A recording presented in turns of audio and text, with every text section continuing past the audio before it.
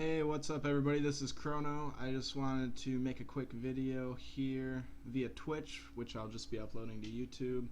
And the reason I want to make this video is because there are a lot of 1.6 Counter-Strike players that use the static crosshair setting, or dynamic crosshair 0.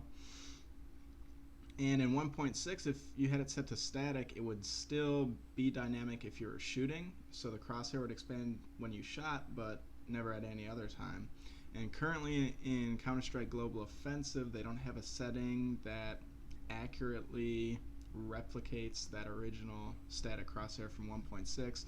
And I found a fix for it on Reddit by Reddit user whatevers4. You can see the link up here to the Reddit post, and he basically highlights doing an alias command that solves the problem. And basically what this command does is you're creating a new attack command. So you normally bind mouse 1 to plus attack, and he created a new alias called plus attack 1. And all that alias does is when you hit the key for the command attack 1, not only does it activate the attack command, so you're going to shoot, it also activates a change in the crosshair style. So by holding down, if you bind attack 1 to mouse 1, basically what it's doing is it's not only triggering the function to attack or shoot the gun, it's also triggering the function to change to a dynamic crosshair. And as soon as you let go of mouse 1 and stop shooting, it reverts back to the old static crosshair. So all we're doing is we're creating a new attack function called attack 1, and that thing not only shoots, but it also alters our crosshair setting to dynamic. And if you just take these commands here that I have highlighted, you can just copy them and paste them. And you want to paste them into your auto exec. So you go C, program files, Steam, Steam apps, common, the CSGO file, CSGO file, and then the config file, and you find your auto exec under the config folder. And you open auto exec. I open it in WordPad. You could open it in Notepad, Microsoft Office Word, whatever you want, but I open it up, and all I did was paste those commands at the bottom of my auto exec. I saved and I closed out. And now I'm going to just open up Counter-Strike Global Offensive, and I'm going to hold on just a second. Yep, there we go. So I'm just going to open up Global Offensive. I'm going to go offline with bots, I guess. Let's go to Inferno. We'll do no bots, and I'll just illustrate how this command works.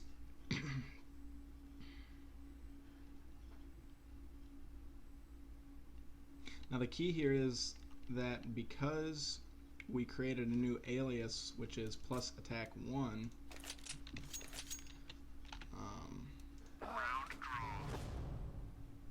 what you're going to have to do is you're going to have to bind mouse 1 to, if you look at mine, I have mouse 1 bound to plus attack 1, because that's what the alias function is. So then I can start shooting, and you'll see as I shoot that the crosshair is expanding quite a bit, because it's actually enabling the dynamic crosshair whenever I shoot. Let me just plant the bomb. I'm going to try and get a little more money so that I can illustrate an issue with it when you have rifles out. Because this isn't a perfect replication of the 1.6 style static crosshair. So anyway, you'll see that if I just stand here and shoot, it expands pretty well.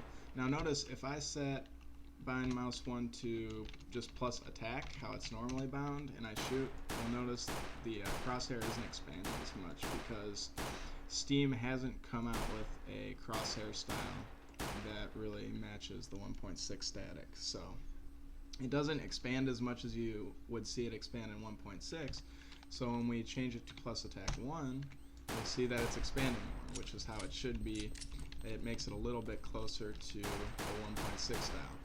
Now the one problem that I'm going to point out with this alias setting that we created is that if you notice, as soon as I stop shooting, it jumps back down to its original static crosshair really fast. It goes from really far expanded to not very expanded at all. And I bought a rifle to illustrate this more. You're going to see the crosshair get really big and then just snap closed, which isn't quite how it worked in the 1.6 static crosshair. So watch this. See how big it's getting, and then it just immediately snaps down.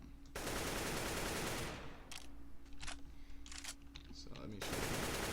And it just snaps right down. So that's the one drawback. It's not a perfect replication of the 1.6 static, but for our purposes, you know, it works. It's better than just having to deal with a completely static or completely dynamic crosshair, which is the current situation, at least from what I know, unless you can enlighten me further, which feel free to do in the comments. But this is what we got.